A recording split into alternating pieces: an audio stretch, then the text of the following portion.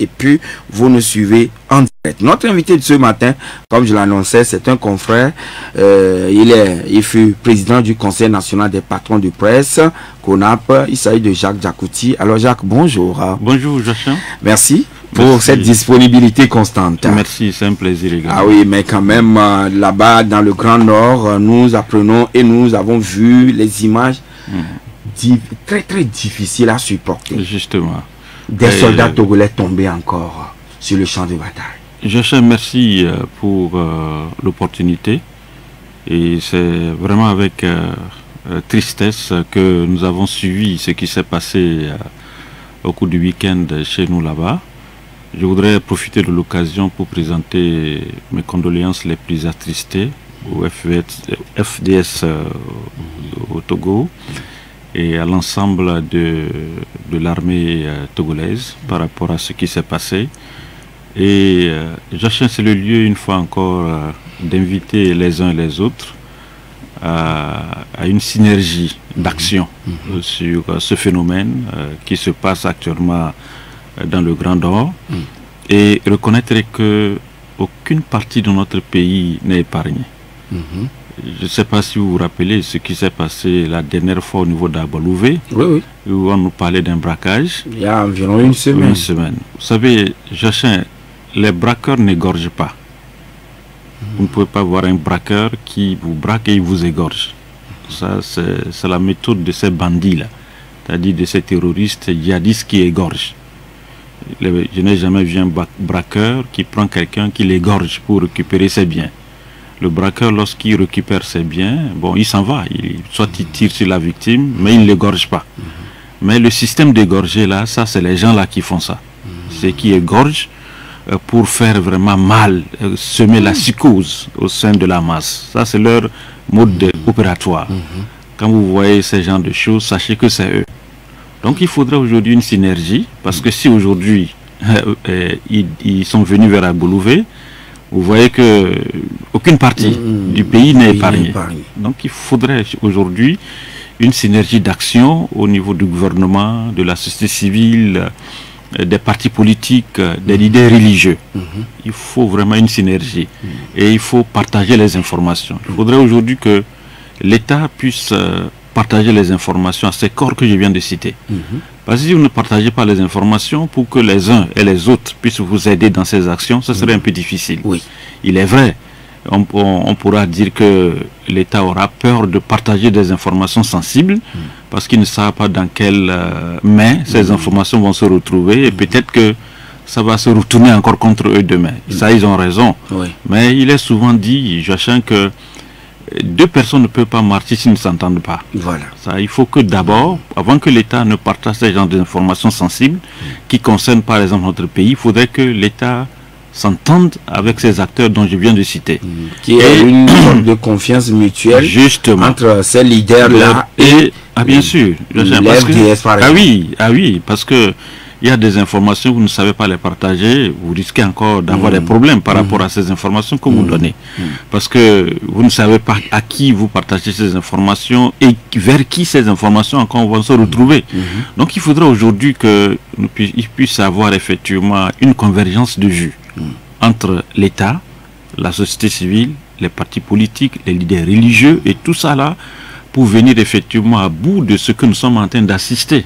Comme j'ai dit, Joachim, ce qui s'est passé à Abalouvé, on peut le décrire comme braquage, mais moi je dis non, c'est pas un braquage. Les braqueurs n'égorgent pas. Non, vous ne pouvez pas, on ne doit pas avoir un braqueur, vous braquez, vous égorgez. Il peut poignarder peut-être. Voilà, tirer sur vous, prendre les biens et partir. Mais vous égorgez, ça rentre dans le mode opératoire. Justement, c'est eux qui font ça. Et vous vous rappelez que quand ils ont commencé vers chez nous, c'était leur mode opératoire. Ils égorgeaient. Vous voyez, donc c'est pour vous dire que si ça vient vers Abalouvé, il faudrait aujourd'hui que l'État puisse sonner la tirette d'alarme pour dire attention, il y a un danger qui se rapproche. Il faudrait qu'aujourd'hui, les populations que nous sommes, chacun puisse participer à ce combat. L'État seul ne peut pas faire ce combat. Les FDS seul ne peut pas faire ce combat. Ce combat-là, c'est nous. Et Joachim, vous savez, lorsque vous combattez avec un ennemi invisible, il est difficile de combattre cette personne. Voilà. il est difficile de combattre un ennemi que vous ne voyez pas. Parce que cet ennemi peut se cacher dans le vent, il peut se cacher sous la pluie, et puis vous ne savez pas. Parce que dès qu'il pleut, il peut sortir. Lorsque le vent souffle, ils peuvent être dans ce vent également. Donc, il faudrait aujourd'hui, une fois encore, que l'État puisse revoir le système de combattre ces gens-là. Associer ces corps dont je viens de citer, et pour que ce corps, à leur retour, puisse effectivement faire une sensibilisation approfondie. Comme on l'a dit, Joachim. Oui, mais nous, les citoyens, nous pouvons partager ces informations, mais encore faudrait-il. Peut-être, vous avez constaté quelque chose de louche ou de suspect. Doit-on courir jusqu'à la gendarmerie d'abord? Doit-on courir jusqu'au commissariat avant d'informer? Non, ou bien comment procéder? Non, l'État peut mettre des numéros verts. Vous comprenez? L'État peut il a les moyens de le faire. Il peut mettre par exemple des numéros verts dans chaque quartier et responsabiliser les gens. C'est-à-dire que bon, vous savez, c'est souvent des choses qu'il ne faut pas dire sur les antennes, qu'on ne dévoile pas. Ça peut encore, ça risque de se retourner et puis les autres peuvent en profiter.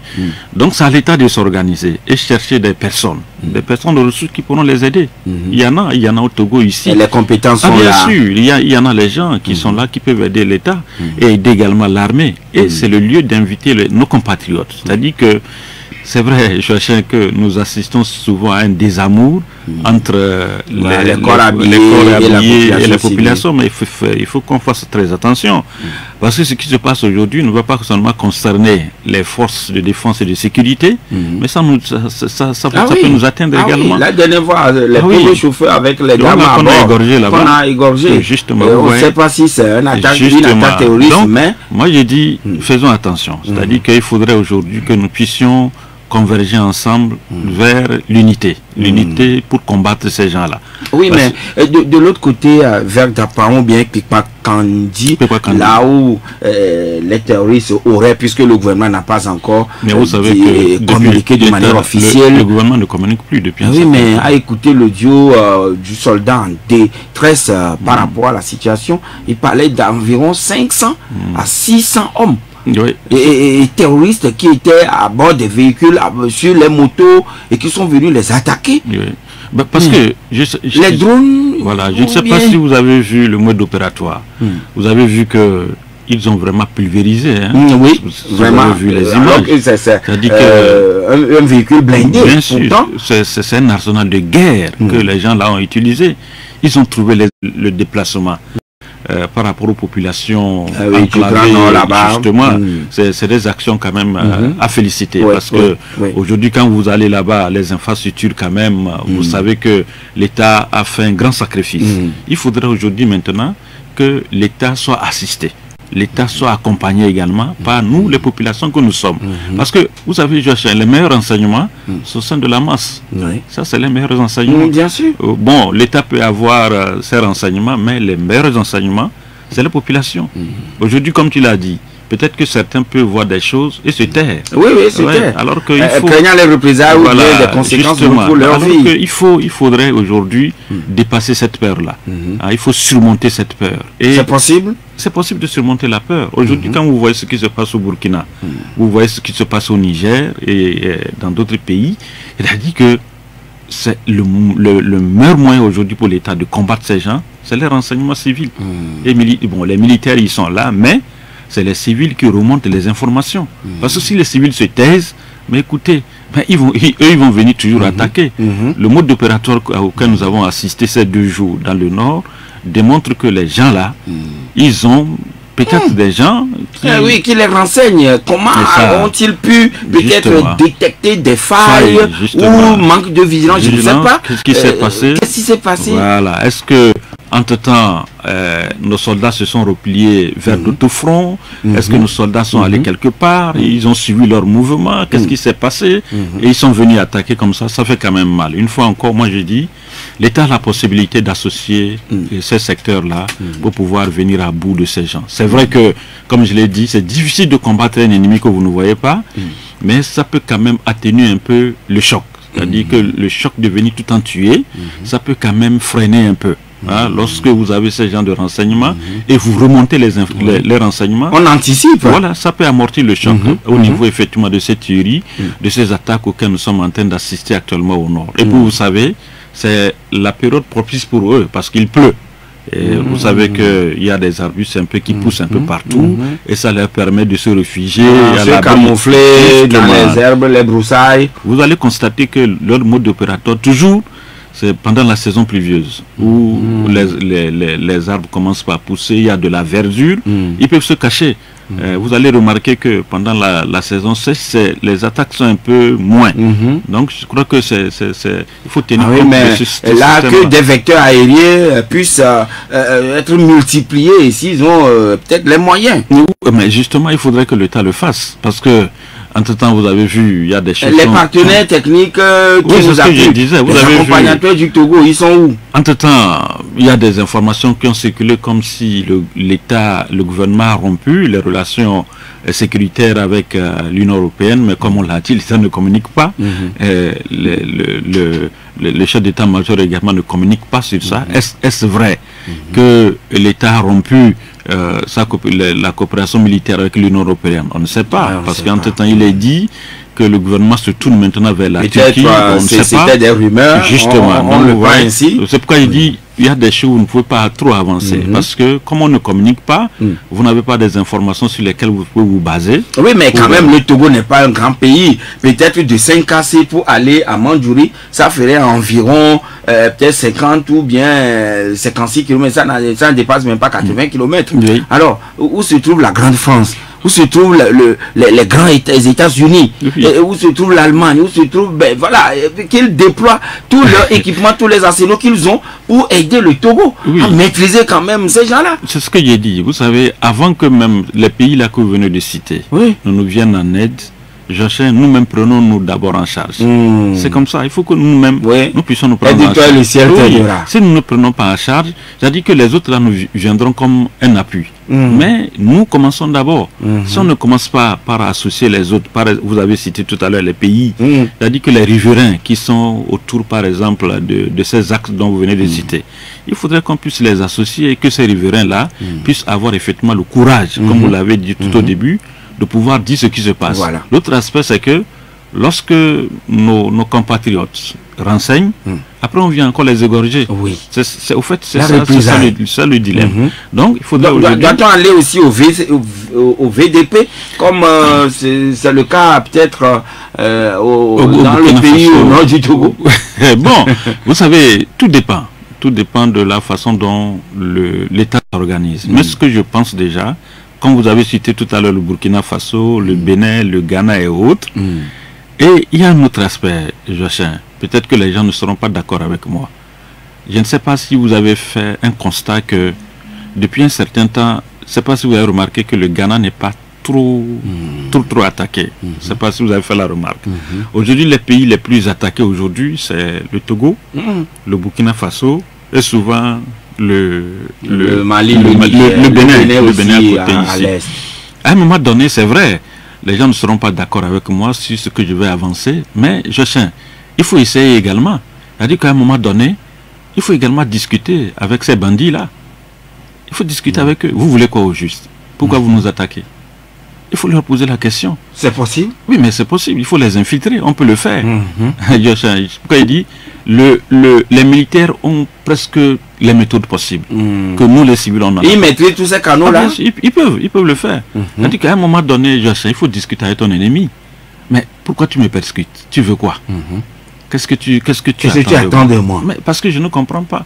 Tout le temps tu viens me persécuter, tout le temps tu fais ceci, mais il faut échanger. Parfois dans des films, il y a certains terroristes qui réclament de l'immunité, la levée des sanctions, des poursuites. Ça, comme je l'ai dit, peut-être certains compatriotes ne seront pas d'accord, que pourquoi ils viennent tuer, on va encore discuter. Oui, qu'est-ce que le Togo leur fait? Qu'est-ce que le Togo, en fait, prenons le temps et discutons avec eux. Vous comprenez? Vous demandez un peu, pour ceux qui habitent Bolgatanga vers le Ghana et entre la frontière, entre Bassar et le Ghana, vous posez-leur la question. Ils vous diront ce qui se passe là-bas. C'est-à-dire qu'à un moment donné, les gens sont obligés de parler. Ils se parlent. Mais tu parles, on se parle, bon, tu me laisses en paix, je te laisse ici en paix. Je ne sais pas si vous vous rappelez autant de Blaise Compaoré au Burkina Faso. Pourquoi le Burkina n'était pas attaqué souvent? C'est parce qu'entre-temps, Blaise Compaoré, il les hébergeait même. Et à un moment donné, c'est lui-même qui discutait, négociait pour qu'on libère les otages. Et il payait des rançons. Ah, mais c'est vrai qu'il prenait sa part et les autres. Et puis il y avait la paix. Aujourd'hui, quand vous voyez les gens se battre, Joachim, s'il y a des conflits dans le monde, c'est quoi? C'est les messieurs, mais ils se multiplient au jour le jour. Oui, mais c'est comme un cancer. Vous coupez ici, il se retrouve de l'autre côté. Donc je crois que pour vraiment éradiquer ça, prenons le temps d'échanger. Prenons le temps d'échanger, de discuter, parfois même de négocier. C'est important. Alors, vous avez assisté également, avant qu'on ne revienne pleinement au Togo, la scène macabre, je ne dirais pas macabre, mais du rififi au Parlement de la CEDEAO. Mais décidément, le député sénégalais Guy Marius Sagna, il veut en finir avec les chefs d'État ouest-africains. Mais je ne sais pas qu'est-ce qui vous étonne. Vous ne connaissez pas le monsieur. Vous connaissez au temps de Macky Sall. Au temps de Macky Sall. Et vous connaissez également Sanko. Vous savez que c'est un allié de Sanko. Donc c'est pour dire que cela n'étonne pas. Et puis il faudrait aujourd'hui que les gens comprennent. Vous savez, ces genres de débats au niveau de ces parlements-là, c'est une bonne chose. C'est une bonne chose. C'est-à-dire que ça permet effectivement à ce que les gens comprennent réellement le fond de ce qui se passe. Et moi, je ne vois pas en quoi... Donc, c'est un travail normal d'un Parlement. C'est le Parlement. Ben, la définition du Parlement, c'est quoi? On dit Parlement, non, on va parler. On ne va pas là-bas pour se taire. Donc, je crois que... Moi, je ne vois pas en quoi ça dérange. Mais il faut reconnaître l'autre aspect, c'est que il est vrai, Joachim. Vous pouvez critiquer, par exemple, un chef, un roi, qui que ce soit, mais il ne faut pas toujours le critiquer au marché. Vous pouvez le dire autrement. C'est vrai que la hargne dans laquelle Sagna utilise pour se défendre, pour parler, c'est ça qui dérange. Je ne pense pas que c'est ce qu'il dit qui dérange, mais peut-être que c'est la façon de le dire. Mais Joachim, vous savez, en adage chez vous ici, on dit que celui qui t'a insulté, s'il n'a pas appelé, mais celui qui vient te dire que l'autre t'a insulté, c'est là qui fait mal. Donc je crois que ce que M. Sagna est en train de faire au Parlement de la CEDEAO, il est en train de démontrer effectivement que le Parlement de la CEDEAO est un Parlement qui vit. Donc je crois qu'il ne faudrait pas que les gens se fâchent par rapport à ça. Donc ça démontre la vitalité même au niveau parlementaire. C'est ce que j'ai dit. La dernière fois, il avait réclamé que les présidents des différentes commissions viennent eux-mêmes au Parlement. Et ils ne devaient pas se cacher derrière des rendez-vous, des choses, non. Qu'ils doivent être à la disposition de la population de la CEDEAO. Mais vous vous rappelez, entre-temps même chez nous ici, quand on invitait certains ministres de venir, par exemple, défendre des dossiers ou bien sur des questions au Parlement, les gens n'y allaient pas. Les gens n'y allaient pas. Mais pourquoi les gens ne vont pas aller? Il faut aller. Il faut aller. C'est-à-dire que le Parlement, c'est un lieu de haute démocratie. C'est-à-dire que c'est là qu'on exprime tout ce qu'on ressent, tout ce qu'on a. Vous comprenez? Si vous n'arrivez pas à parler au Parlement, vous allez parler où? C'est au marché. Qu'est-ce qui va vous écouter au marché? Oui, mais la chef de la délégation ivoirienne n'était pas d'accord, du tout d'accord avec lui. Elle descendait, mais je me disais, à voir la forme du monsieur et la forme de la dame, elle voulait le battre. Non, vous savez, c'est un peu déplorable ce que la dame l'a fait. C'est-à-dire que vous êtes là-bas au même titre que... Elle est là au même titre que Sagna, et les autres. Donc il faut faire attention. Mais elle est deuxième vice-présidente. Mais est-ce que Memouna l'a fait? Quand on chargeait le président Fognassime, la députée togolaise était restée calme, simplement en disant soyez courtois vis-à-vis des chefs d'État. C'est ça la nature de l'homme. C'est-à-dire qu'il ne faut pas souvent exposer les tares à la face du monde. Et puis c'est une femme, hein. C'est une femme. C'est la façon dont elle a fait ça dénote peut-être comment elle se comporte avec son mari à la maison. Ah bien sûr.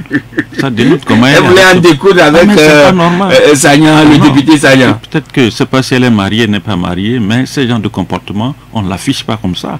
C'est pas bien pour une femme. Mais plutôt c'est apprécié en Côte d'Ivoire qu'elle a bien fait de recadrer le député Sagna. J'ai dit. Tu as cité tout à l'heure l'exemple de Memonatou. Elle a parlé. Très calme. Oui, justement. Si c'est ce que l'autre le sait, elle avait fait, le problème. Pourquoi se lever? Comme mais le monsieur n'avait pas indexé le président Alassane Ouattara. Regarde la gabarit de Sagna. Mais si le monsieur le prenait par exemple, qu'est-ce qu'elle peut faire? Il peut le soulever et la balancer. Et cela s'était passé d'ailleurs au Sénégal entre-temps, et vous rappelez, a failli. Justement, donc je crois que, Jachin, quand vous êtes dans des institutions, c'est-à-dire on n'envoie pas n'importe qui dans une institution. C'est-à-dire c'est pas n'importe qui va là-bas. Donc il faut faire très attention par vos comportements. C'est pourquoi vous voyez, quand on veut nommer par des gens à des postes, on fait ce qu'on appelle l'enquête de moralité. Oui. Vous comprenez? C'est-à-dire que quand vous représentez un pays, vous le représentez dignement. Mais là, ce que la femme l'a fait, bon, ceux qui l'applaudissent, je vous dis que non, c'est pas comme ça. Oui, mais elle défendait quand même les palais présidentiels. C'est ce que j'ai dit, Jachin. On peut défendre, mais descendre pour s'en prendre à l'autre, c'est ce qui n'est pas bon. Elle pouvait rester à sa place et dire ce qu'elle a. Comme je l'ai dit, mais tu es resté. Elle a dit non, l'autre soit courtois. Est-ce qu'il y a eu un problème? Non, après, l'autre s'est tu et il a repris ce qu'il voulait dire. Donc, c'est ça. Et il avait d'ailleurs compris, madame Memouna. Bien sûr. C'est-à-dire que dans la vie, il faut toujours avoir ce qu'on appelle la maîtrise de soi. Ah oui. Si vous ne maîtrisez pas, bien sûr, vous allez vous exposer et puis les gens vont se moquer de vous. Aujourd'hui, je vous dis que cette vidéo-là, ça fait le tour du monde et ça va rester. Quand vous tapez maintenant sur YouTube, vous allez retrouver la dame là. Un peu partout. Et ne soyez pas étonnés. Avec des critiques acerbes. Justement, ne soyez pas étonnés demain que les jeunes Africains puissent encore faire une chanson démontrant la dame là encore. Ça, ne soyez pas étonnés. Donc je crois qu'il faudrait aujourd'hui que les uns et les autres comprennent. Quand on a confiance en vous, on vous nomme à un poste, c'est parce que vous êtes digne de représenter ce poste. Et quand on vous voit à ce poste, on sait que lui là, il est rassurant. Mais ce genre de comportement là, ça c'est à proscrire. Non, pas du tout. Ah d'accord. Oui, mais quand même, à écouter ou à suivre de très près ce qui se passe au Parlement ouest-africain maintenant, avec l'arrivée de ces jeunes ou députés sénégalais, ça rend plus dynamique, plus vivant, et où vivantes les actions au niveau du Parlement ouest-africain. C'est ce que je disais tout à l'heure. C'est-à-dire que quand on parle d'un Parlement, Jachin, c'est le lieu où on parle. Il faut dire des choses. C'est pas un endroit où on peut applaudir, on reste dans un silence. C'est pas là-bas on peut dire, bon, qui est d'accord, qui n'est pas d'accord. Non, là-bas, il faut argumenter. Et vous voyez les arguments que les uns et les autres sont en train d'avancer. C'est des arguments solides. Sagna, il disait que les documents qui leur sont présentés. C'est très intéressant à suivre. Donc je crois que il faut quand même féliciter l'Afrique, parce que ce que nous constatons aujourd'hui, l'Afrique est en train de démontrer qu'elle est capable de faire certaines choses. Et l'Afrique a également des fils dignes, hein, qu'on puisse les honorer, qu'on puisse avoir confiance en eux. Aujourd'hui, on ne pourra plus dire que l'Afrique d'hier est comme l'Afrique d'aujourd'hui. Non, il y a quand même des mutations. Il y a également des changements. Donc, Jachin, vous savez, certains étaient à l'école de la machine à taper. Aujourd'hui, ce n'est plus la même chose. Aujourd'hui, vous prenez par exemple un enfant de 6 ans, vous lui remettez un portable, vous-même vous serez étonné. Oui, vous serez étonné de cet enfant. Donc c'est pour vous dire que aujourd'hui, quoi qu'on dise, on ne peut plus vivre des années 90, des années 80. C'est-à-dire les choses ont évolué. Et les choses évoluent. Donc il faudrait qu'aujourd'hui... on s'adapte. Mais c'est comme ça. Mais au changement qui s'opère devant nous. Si vous ne vous adaptez pas, comment vous allez faire, Joachim? Vous ne pourrez rien faire. J'ai suivi un monsieur la fois passée, j'étais à côté de lui, et il était en train d'appeler. Et à un moment donné, vous savez qu'il y a le répondeur qui était en train de lui répondre, il disait que non, que le correspondant que vous cherchez à joindre n'est pas disponible. Il a commencé par tempêter. Il dit, mais elle est qui pour lui parler comme ça? Que lui, il a une femme comme lui à la maison, elle n'a pas le droit de lui parler comme ça. Vous voyez, bon, moi j'étais étonné qu'il parle. Après, je me suis posé la question au vieux, il dit, mais il a quel problème? Il dit, non, qu'il y a une dame là qui l'embête, alors que lui, il a une femme comme elle à la maison. Il dit, non, monsieur, c'est un répondeur, c'est pas... vous voyez, c'est pour vous dire que c'est des gens qui ne maîtrisent pas. Non, c'est pour vous dire aujourd'hui, il faut s'adapter au jour le jour. C'est-à-dire que si vous ne voulez pas vous adapter, si vous ne voulez pas rattraper aujourd'hui l'histoire, c'est l'histoire qui va vous rattraper. Ah oui. Alors, au même moment, nous revenons donc au Togo pour parler un peu de la réforme constitutionnelle, bien du changement de constitution, qui n'est toujours pas apprécié par les acteurs politiques, des acteurs de la société civile aussi. Maintenant, dernière en date, c'est la création du Freedom Togo, mouvement de libération nationale selon les initiateurs François Bokor, Kofi Amian et Jean Sylvanus Olympio. D'abord, comment trouvez-vous encore cette initiative, ce mouvement qui se veut un creuset pour fédérer les énergies au niveau de la diaspora et puis avec le peuple togolais? Non, vous savez, Jochin, on ne peut jamais refuser c'est, comment dire, la reconnaissance d'une association, des mouvements, parce que nous sommes régis par la loi de 1901, où on permet à chacune de pouvoir s'organiser ou bien avoir des regroupements. Donc si aujourd'hui la classe politique à l'étranger a choisi de s'unir et pouvoir fédérer leurs énergies par rapport au combat, on ne peut pas leur empêcher. Personne ne peut leur empêcher de pouvoir faire ce qu'ils sont en train de faire. L'essentiel est maintenant aujourd'hui que vraiment ils puissent s'accorder et aller vers l'essentiel. Parce que nous avons vu ce qui s'est passé dans notre pays. Les Togolais ont assisté à des regroupements, les Togolais ont assisté à des mouvements qui n'ont pas toujours donné ce que... Donc je crois que si aujourd'hui les gens pensent que c'est ce qu'il faut faire, Jochin, moi je n'ai aucune objection par rapport à ça. Ah oui, mais tout ça là, c'est toujours pour contester la Constitution, alors que pour le ministre Gilbert Barra, cadre du parti Unir, ce débat est déjà clos. Non, vous savez, c'est la Constitution nouvelle qui s'applique. Vous savez, Jochin, actuellement la Constitution que le Togo a est comme la Bible aujourd'hui. C'est comme une doctrine. C'est-à-dire que vous allez voir une seule Bible, il y a beaucoup d'interprétations. D'autres disent, bon, écoutez, le fait de porter les chaussures pour aller à l'église, c'est pas un problème. D'autres disent, le fait de porter les chaussures pour aller à l'église, c'est un problème. Les boucles d'oreilles. D'autres disent de porter les boucles d'oreilles, etc. Donc c'est ça. C'est-à-dire qu'aujourd'hui, certains ne sont pas d'accord. D'autres également sont d'accord. L'essentiel aujourd'hui, vous savez, Jachin, la particularité que le Togo pouvait par exemple avoir, c'est d'essayer de fédérer les uns et les autres. C'est-à-dire qu'aller à une discussion approfondie. Mais comme il n'y a pas eu cette discussion et que chacun veut défendre effectivement sa chapelle, mais le combat sera maintenant difficile.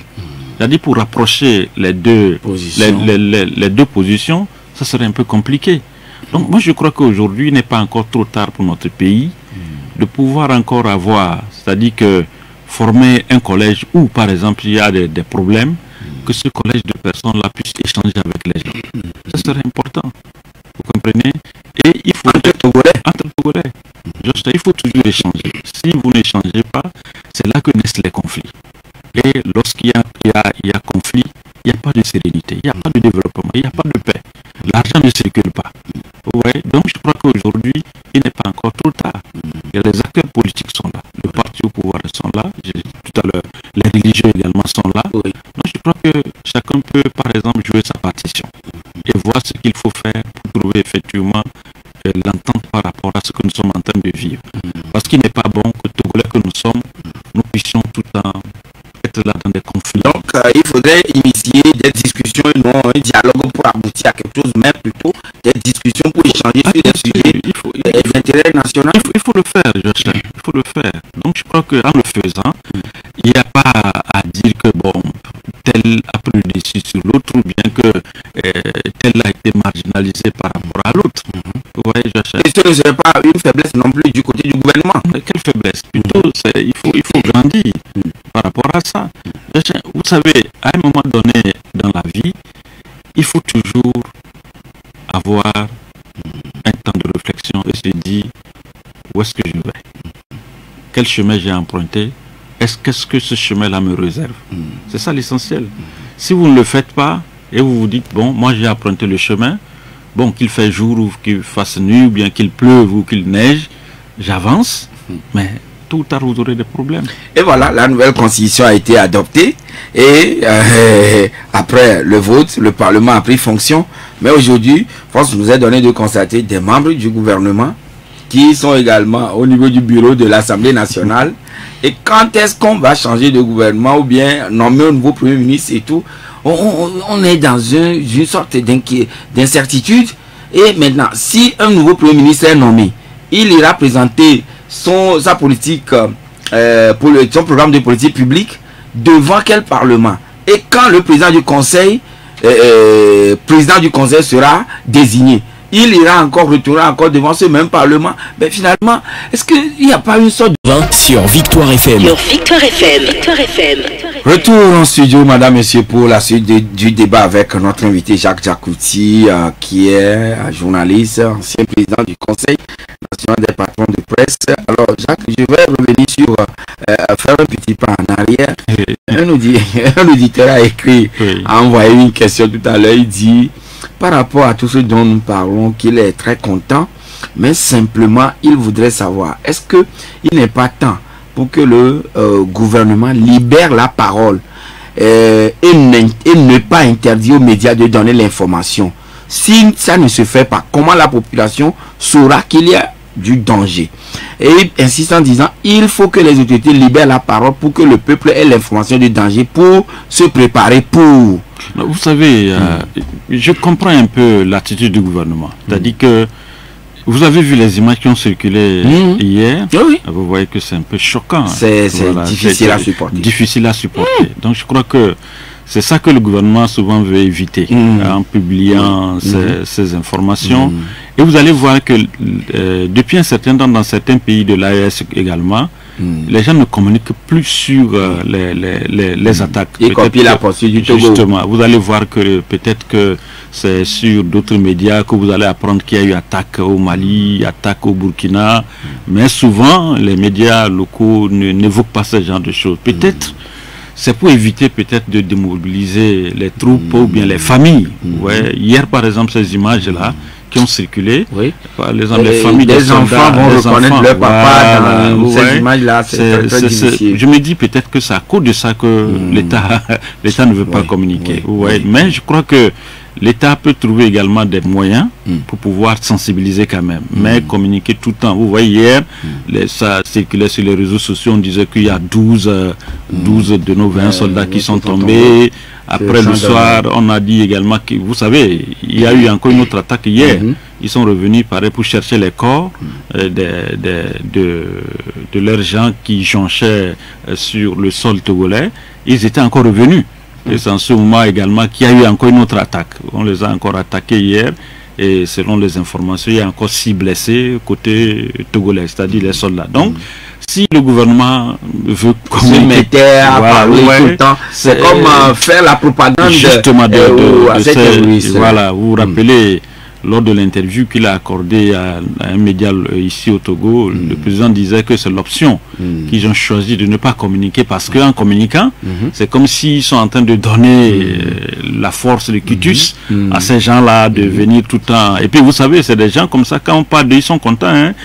S'ils viennent, ils attaquent, on dit, bon, vous entendez que Jinim a tué tel nombre de personnes. Ça leur fait une publicité. Donc je crois que c'est l'option que le gouvernement a choisi, de ne pas peut-être communiquer sur ce qui se passe. Mais, comme je l'ai dit tout à l'heure, l'État, le gouvernement peut quand même utiliser des méthodes en sensibilisant les quartiers environnants, les villes, les villages, pour mettre à l'abri nos populations de ce genre de choses. Il le faut vivement. Alors, on va aller un tout petit peu, on parlait un peu de la politique au niveau du Togo. Vous préconisez qu'il y ait des discussions, que le gouvernement ouvre des discussions afin qu'on se comprenne au Togo et enterrer la hache de guerre, et puis qu'il n'y ait plus de mouvement, parce que dès lors qu'il y a des mouvements ou des choses, le gouvernement non plus ne pourra pas amorcer le développement ou enclencher le développement du pays. Oui, mais vous vous rappelez de notre ancien hymne où on disait que si nous sommes divisés, l'ennemi s'infiltre. Donc c'est ça. Donc je crois que aujourd'hui, l'environnement du monde aujourd'hui nous invite, nous appelle à une cohésion, hein, Aujourd'hui, prenez un peu le monde entier. Dites-moi un coin où c'est facile, où il y a la paix aujourd'hui. Il n'y en a pas. Les pays aujourd'hui sont mouvementés. Prenez aujourd'hui les grandes démocraties que vous avez connues. Le monde est chaud. Prenez les États-Unis, prenez la France. Aujourd'hui, regardez ce qui se passe aux États-Unis avec les élections. Vous pouvez imaginer que qu'on puisse dire qu'aux États-Unis, il y a 2 grabataires qui vont se retrouver à la tête, effectivement, pour aller à des élections. Avant que l'autre ne jette l'éponge hier. Est-ce que vous pourrez imaginer? quand vous prenez aujourd'hui la France, ce qui se passe au niveau de la France, vous pourrez imaginer. Emmanuel Macron est dans justement, vous voyez, donc c'est blocage. Pour vous dire, Jochin, qu'aujourd'hui, il n'y a pas un endroit plus sûr par rapport au mouvement auquel nous sommes en train d'assister. Donc, le monde est en problème, le monde est en mutation. Donc, évitons des tensions, des problèmes inutiles qui ne pourront pas nous aider à avancer.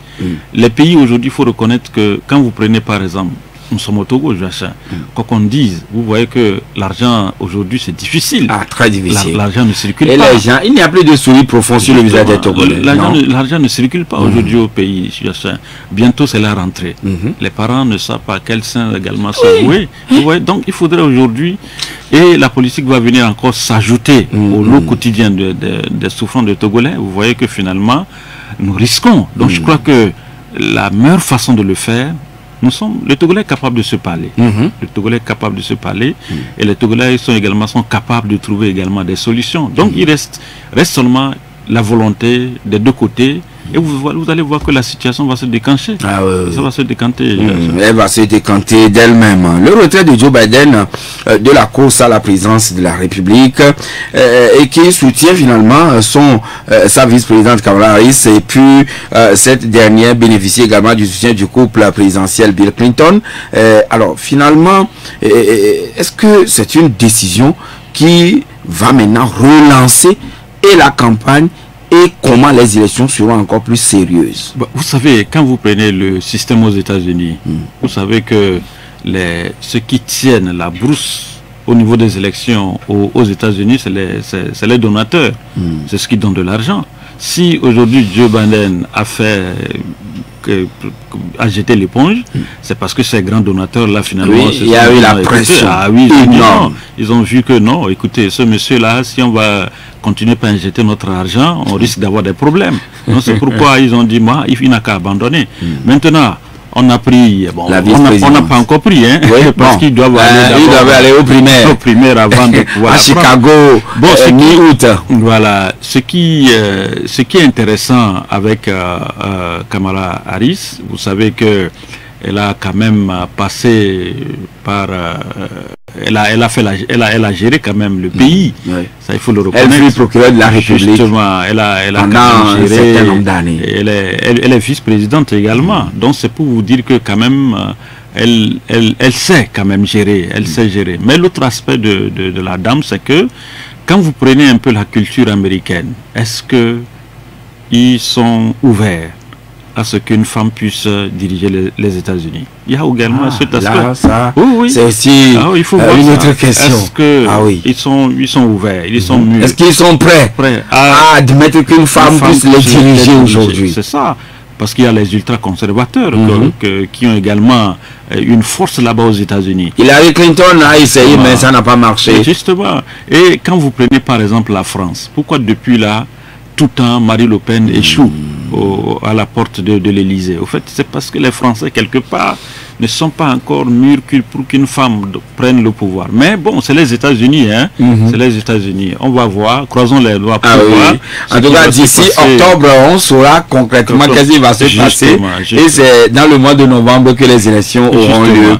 Alors, on va permettre à quelques auditeurs qui nous écoutent de pouvoir participer au débat en composant le 92 02 80 63, bien le 99 70 70 90. Mais pour l'instant, Barack Obama n'a pas encore affiché clairement sa position de soutenir Kamala Harris.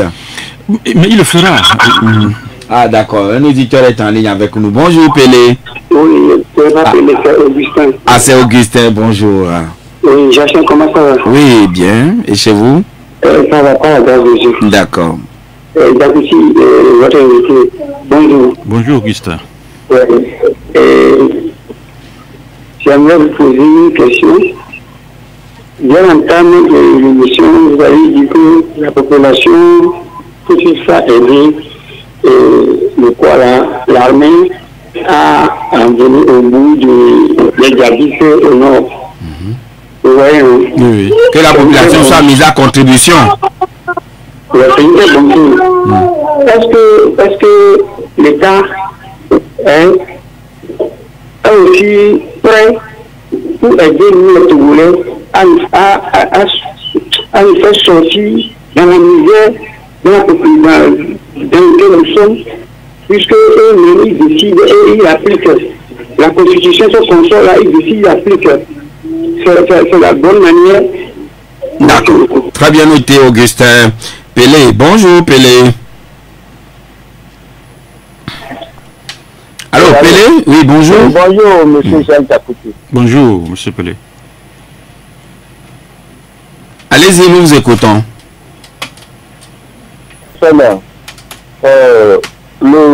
Le Parlement de la CEDEAO. D'abord, on dit souvent chez nous, et Tababla à Rodessona. Je voudrais aussi apprécier le comportement de notre sœur, Madame Maïmounatou, Oui. qui a fait un bon comportement aux côtés de sa vice-présidente ivoirienne. Comparativement à sa vice-présidente. Comparativement à ce qui s'est passé là-bas. Mais je pense que Madame Maïmounatou doit savoir que Madame Adjamanzo l'avait averti ici, que là où elle va là-bas, il faut qu'elle fasse attention. Parce que le Parlement, les choses ont changé maintenant. Il faudrait qu'on sache que aujourd'hui, tout le monde sait qu'on n'a jamais appris ou bien voir des choses de la CEDEAO comme ça depuis. C'est ce que nous cherchons aussi au Togo, que le Parlement togolais, il faut que ça soit ouvert de se casser à Djankate pour qu'on assiste le débat là-bas. Voilà ce que je voudrais dire. Il faut que le Parlement togolais soit ouvert sa porte pour que la TVT, tout en direct, on écoute ce qui se passe. Merci. D'accord, bien noté, Pelé. Dernier Pelé, c'est M. Agbovon qui sera le dernier intervenant. Pelé, bonjour. Pardon, Agbovon, bonjour. Oui, voilà. Excusez-moi pour le lapsus. Je salue monsieur l'invité, monsieur Djakouti. Bonjour. Joachim, vous voyez que nous avons une nouvelle génération très dynamique. Je ne félicite pas ce député sénégalais qui, dans ses propos, un peu est en train de dérailler un peu. Mais il dit des vérités, c'est des vérités palpables. Mais je voudrais encore aussi féliciter le président américain, Joe Biden, pour le changement qu'il a fait. Il a compris que maintenant son âge est avancé. Il ne peut plus tenir devant Donald Trump. Merci beaucoup. Merci. Monsieur Djakouti, je vous félicite. Vos propos sont vraiment, je ne sais pas comment dire. Et merci beaucoup. Merci, monsieur Agbovon. Alors, vous l'avez écouté, le dernier intervenant. Qu'avez-vous à lui dire? Non, merci Agbovon. Vous savez, Joachim, dans la vie, vous ne pouvez pas danser, vous apprécier. C'est toujours quelqu'un d'autre qui peut vous apprécier, ça me va dans le cœur. Merci beaucoup, M. Agbovon. Joachim, je voulais revenir un peu sur ce que Pelé a dit. Vous savez, je voudrais sincèrement inviter le président actuel de l'Assemblée nationale, M. Adedje, justement. Il a dit qu'il faut que M. Adedje révolutionne l'Assemblée nationale.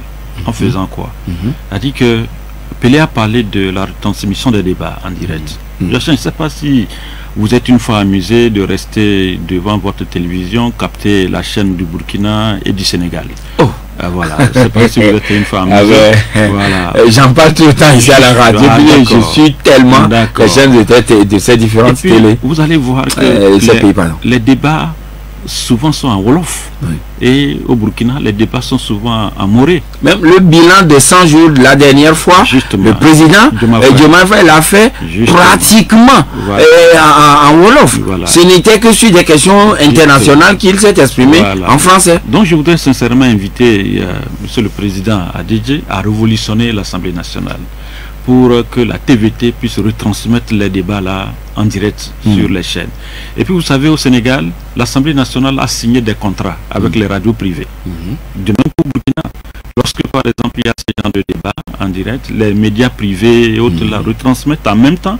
Ils prennent le signal sur la radio nationale et les télévisions prennent également le signal sur la chaîne nationale. D'autres même vont là-bas. Vous savez, le Sénégal, pour qui connaissent, ils ont les moyens. Donc que M. Adedje puisse vraiment révolutionner en faisant tout pour retransmettre. Et l'autre aspect, ils peuvent également avoir une radio au sein du Parlement. Oui, ils peuvent le faire. C'est-à-dire qu'ils peuvent créer une radio également au sein de ce Parlement-là. Et cette radio sera là pour retransmettre également tout ce qui se passe. Les débats, disons, tout ce qu'ils prennent comme décision au niveau de cette Assemblée nationale. Cette radio-là sera également pour le retransmettre. Pour ceux qui connaissent par exemple Porto Novo, l'Assemblée nationale, ils ont une radio là-bas. Donc je crois que ADG peut vraiment révolutionner l'Assemblée nationale, le Parlement togolais, pour que nos compatriotes qui sont au fin fond nord sachent réellement. Donc que ce ne soit plus un travail fait en vase clos, alors que vous décidez au nom du peuple qui vous a mandaté à le représenter là-bas. La preuve, ils sont en vacances actuellement. Vous avez suivi, ils sont un peu partout. Ils sont en train de... Parlant encore de la 5e République. Donc c'est pour vous dire qu'ils ont vraiment l'opportunité de le faire. Donc je tiens sincèrement, merci pour appeler ce matin. Merci oui, il a salué également le comportement de Madame Memouna-Tout qui était restée sereine, vous l'avez dit. Je l'ai dit que j'apprécie vraiment le Memouna-Tout. Bon, pour ta gouverne, on a fait ensemble à Dapon au lycée de Nassablé. Donc je crois que... d'accord, donc vous la connaissez, elle fut camarade de lycée, voilà, ou collègue, je ne sais pas trop. Alors la population doit être mise à contribution, a dit Augustin, mais d'abord, est-ce qu'on ne doit pas penser sortir cette population de la misère avant de pouvoir solliciter peut-être ces bons services? Non, je crois que, bon, vous savez, je l'ai dit, Jachin, il faut reconnaître, moi je viens du nord, de la zone. J'ai vu ce que l'État est en train de faire là-bas. Ça, il faut reconnaître. Ils sont en train de faire vraiment un travail énorme. Énorme. Ils sont en train de faire des investissements énormes dans cette localité. La misère dont il vient de parler, c'est vrai. Je l'ai dit, quand vous prenez aujourd'hui l'État par rapport à l'argent, c'est un peu compliqué. Nous demandons effectivement à l'État de revoir ce système-là, aider les populations à avoir plus de moyens pour subvenir effectivement aux besoins. Il le faut vivement, et dès lors que, comme on le dit en patois, pour le veut qu'on a nous. Donc quand vous en avez, moi aussi j'en ai, ensemble, on peut rigoler et puis décider de bonnes choses pour le pays. Que cela soit ainsi, mais nous devons aussi, l'État doit nous permettre de saluer quand même la bravoure, la détermination, le travail combien louable des soldats, des forces de défense et de sécurité sur le terrain là-bas. C'est important. Ce n'est pas quand on les tue ou on tue quelques-uns parmi eux qu'on doit brandir, mais qu'on nous permette de parler également des prouesses qu'ils sont en train de réaliser sur le terrain. Bien sûr, je suis d'accord avec vous. Très d'accord avec vous. Et malheureusement, nous venons de l'apprendre qu'un des leurs, ou bien un des responsables des forces de défense et de sécurité n'est plus. Alors, il serait au niveau, un recadre au niveau du ministère de la Sécurité. Nous allons y revenir tout à l'heure dans le journal de 9h et ce serait en effet. Jacques Jacotier, nous sommes à la fin. Merci à vous. Merci Joachim, merci aux techniciens, merci aux auditeurs, merci aux auditrices. Ma prière est que Dieu bénisse le Togo. Que Dieu bénisse et veille sur le Togo. Voilà, Kwaku Parisien. Merci pour la coordination technique avec Claudia Adjino et Amjoy Allah. Moi, je suis Joachim Getim. Tout juste après nous, ce sera sur le coup de 9h. NSI Nakogo et son équipe, madame, monsieur.